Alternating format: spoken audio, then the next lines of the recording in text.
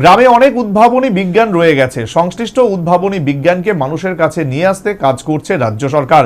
বক্তা বিজ্ঞান প্রযুক্তি এবং পরিবেশ দপ্তরের মন্ত্রী অনিমেষ দেববর্মা।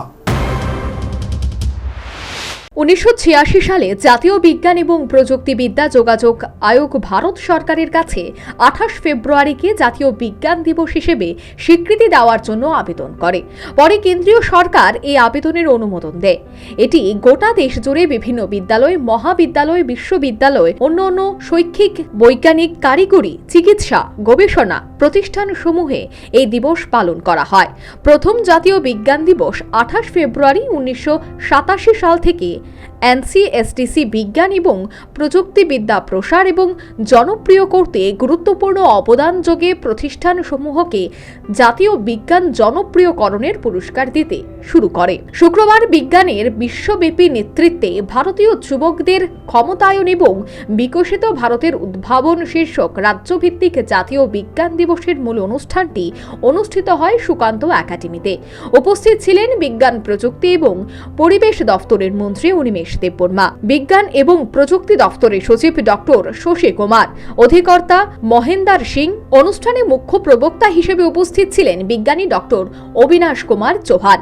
এদিন জাতীয় বিজ্ঞান দিবস উপলক্ষে সুকান্ত একাডেমি চত্বরে প্রদর্শনীর আয়োজন করা হয়। মন্ত্রী অনিমেষ দেববর্মা সহ তথ্য এবং প্রযুক্তি দপ্তরের আধিকারিকরা প্রদর্শনী ঘুরে দেখেন। বিজ্ঞান দিবসে আমাদের একটাই বার্তা যে গ্রামেও বিজ্ঞান আছে, এটা বোঝা যায়।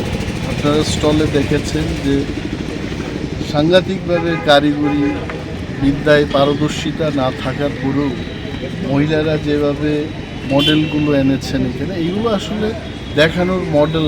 দে are doing business with this. তো তাতে বোঝা যায় আমাদের ত্রিপুরায় গ্রামেও অনেক ইনোভেটিভ বিজ্ঞান রয়ে গেছে।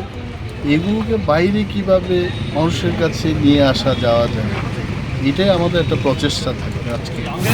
এদিন রাজধানীর প্যারাডাইস চৌমুহনীতে ব্রেক থ্রু সায়েন্স সোসাইটি জাতীয় বিজ্ঞান দিবস উপলক্ষে এক কর্মসূচি হাতে নেয়।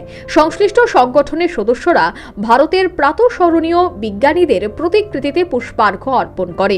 সে সাথে তাদের বক্তব্য, স্বাধীনতার 75 বছরের বেশি সময়কালে দেশে বিজ্ঞান প্রযুক্তিতে অভূতপূর্ব উন্নতি হলেও দেশের অধিকাংশ মানুষ আজও মধ্যযুগীয় কুসংস্কার, অন্ধবিশ্বাস এবং অজ্ঞানতায় ডুবে আছে।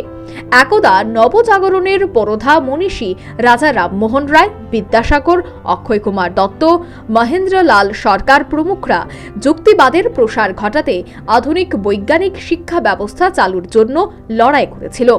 এরই ধারাবাহিকতায় সমাজের মধ্যে যুক্তিবাদ চর্চার যে জমি তৈরি হয়েছিল তা আজ সবল হওয়ার পরিবর্তে ক্রমশ অনুর্বর হয়ে চলেছে।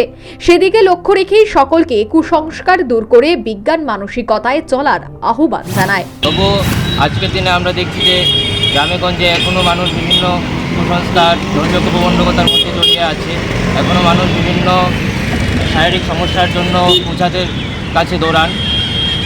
এছাড়া আমরা দেখছি যে গঙ্গা, যেখানে বিজ্ঞানীরা বলছে যে বিশ্বের সবচেয়ে দূষিত নদীদের মধ্যে একটি, সেখানে মানুষ এখনও সেখানে স্নান করছে, সেই জল পান করছে এবং পরবর্তী সময়ে বিভিন্ন রোগে আক্রান্ত হচ্ছে। ফলে আমরা একটি দায়িত্ববান বিজ্ঞান সংগঠন ব্রেক থ্রু সায়েন্স সোসাইটি, আমরা বিভিন্ন কর্মসূচির মাধ্যমে সাধারণ মানুষের মধ্যে বিজ্ঞান সচেতনতা ডেভেলপ করার জন্য আমাদের বিভিন্ন কর্মসূচি, যেমন টেলিস্কোপ শো এর মাধ্যমে আকাশ পর্যবেক্ষণ, কুসংস্কার বিরোধী শো, আলোচনা সভা ইত্যাদির আয়োজন করে। উল্লেখ্য, 1928 সালে প্রখ্যাত ভারতীয় বৈজ্ঞানিক স্যার চন্দ্রশেখর ভেঙ্কট রামন একবর্ণী দৃশ্যমান আলোকরশ্মিকে বিভিন্ন তরল বেঞ্জিন, টলিন প্রভৃতির মধ্য দিয়ে পাঠিয়ে লক্ষ্য করেছে যে আপতিত রশ্মির অবিলম্বে বিক্ষিপ্ত বিকিরণের মধ্যে মূল তরঙ্গ দৈর্ঘ্যের বিকিরণ ছাড়াও আরও অপেক্ষাকৃত ক্ষুদ্রতর এবং দীর্ঘতম তরঙ্গ দৈর্ঘ্যের বিকিরণ পাওয়া যায়। এই ঘটনাকে রামন ক্রিয়া বলে। এই ক্রিয়া তরল ছাড়াও কঠিন এবং গ্যাসীয় মাধ্যমে পরিলক্ষিত হয়। Bureau report, news vanguard.